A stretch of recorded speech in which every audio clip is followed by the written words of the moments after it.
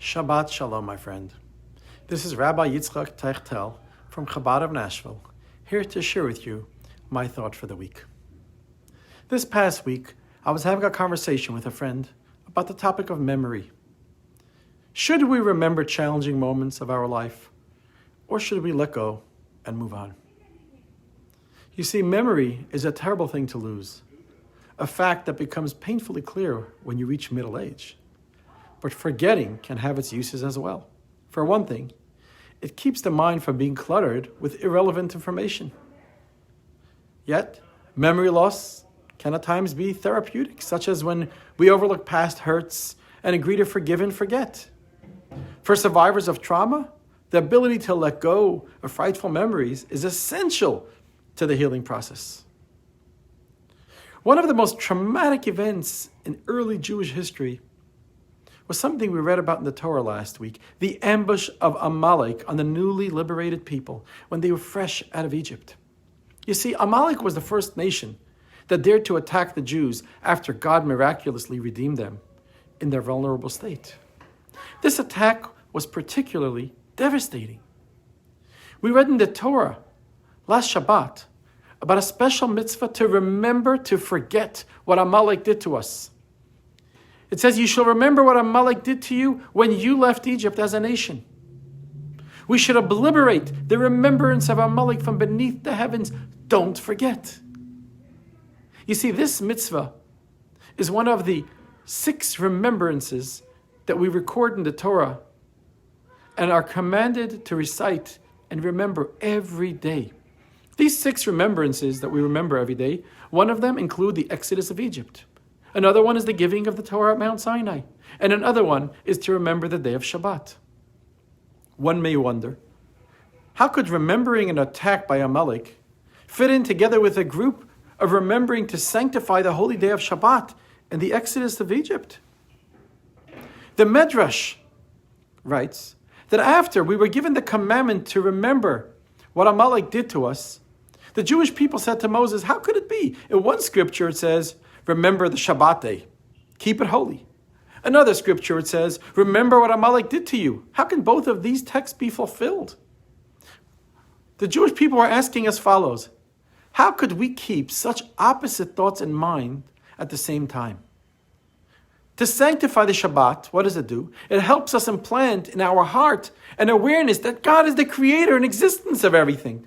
That's what Shabbat is. Amalek, on the other hand, is a nation that knows its creator and deliberately rebels against God. So the Jews said, how can we remember the holiness of Shabbat at the same time that we are called to remember the evil of Amalek? Just the opposite. So Moses answered in a cryptic verse. He says, the glass of spiced wine is not to be compared to the glass of vinegar. He said, one, remember, is in order to observe, to sanctify the day of Shabbat. The other, remember, is in order to destroy. What's going on here? Why does Moses compare the memory of Amalek to a glass of vinegar and Shabbat to a glass of wine?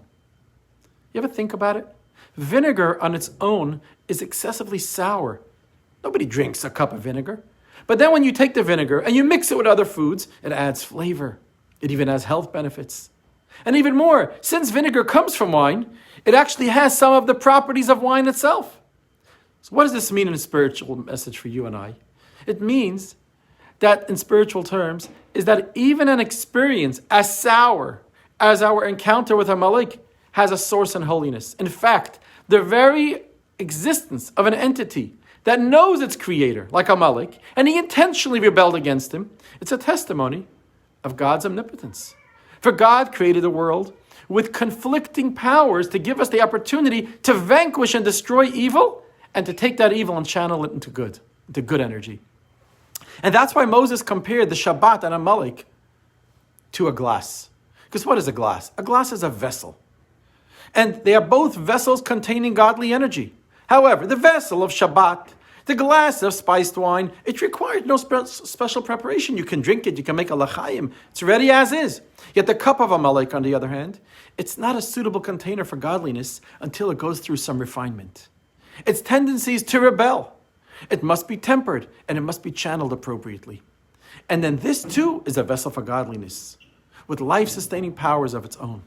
You see, the Alter Rebbe, who we celebrated his birthday this week, on Chai Elul, together with the Baal Shem Tov's birthday, he described there's two types of delicacies. He says there are those that are sweet, and there are those that are sharp and sour.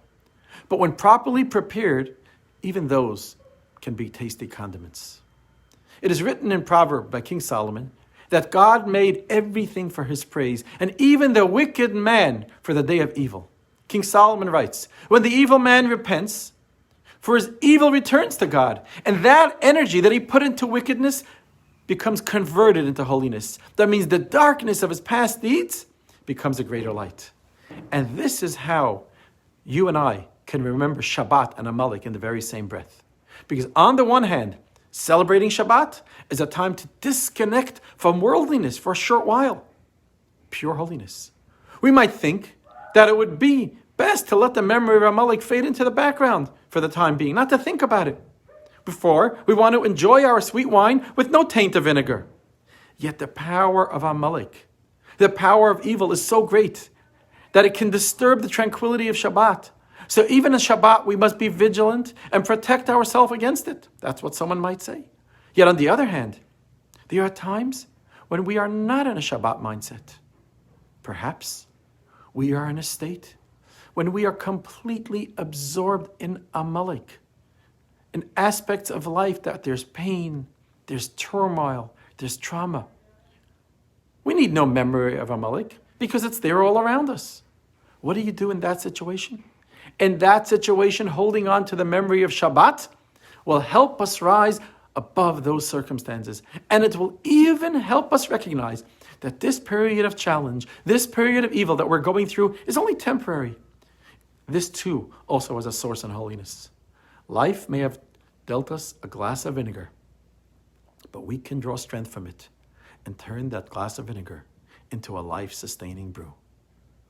May God bless us all to experience moments of Shabbat, moments of joy and happiness in our lives.